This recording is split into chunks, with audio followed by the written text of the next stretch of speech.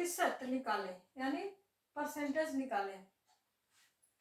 एक वस्तु को 20% की हानि की अपेक्षा 10% लाभ पर बेचने पर 150 रुपया अधिक मिलते हैं, तो वस्तु का क्रय मूल्य यानी कॉस्ट प्राइस क्या होगा। तो मान लेते हैं कि कॉस्ट प्राइस 100 रुपया है, 100 रुपया मान लिए। तो 100 रुपया में 20% की हानि हुई। हानि कितना की हुई? 20% के।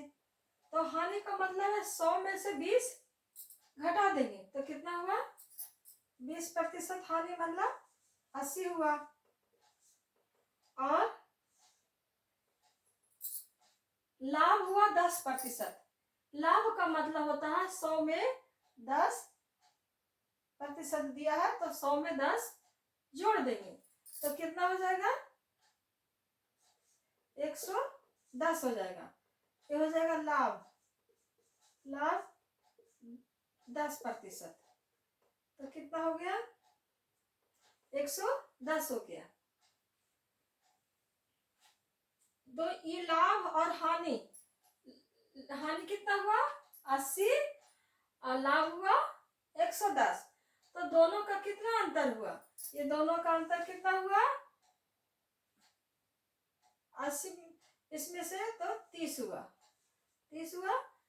अब इसमें 30% में कितना दिया हुआ है?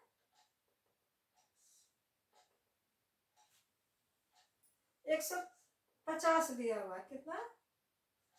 यानी 150। तो 1% में कितना होगा?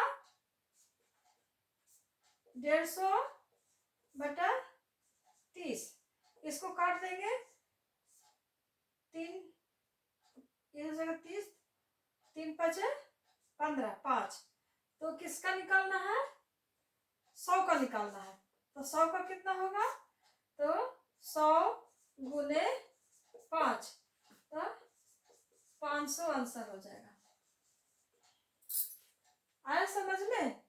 देखिए बच्चों, एक वस्तु को 20% की हानि का मतलब है कि 100 में 20 घटा देंगे और की अपेक्षा 10% लाभ, और फिर उसके बाद 10% लाभ माने 100 पर 10 जोड़ देंगे 110 हुआ।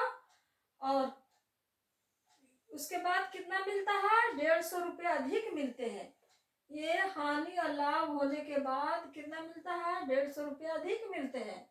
तो वस्तु का क्रय मूल्य यानी कॉस्ट क्या होगा?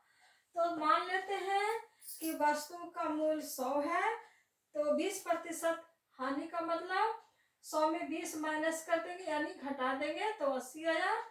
और लाभ का मतलब 10%, लाभ का मतलब 100 जोड़ दिए 110 हो गया।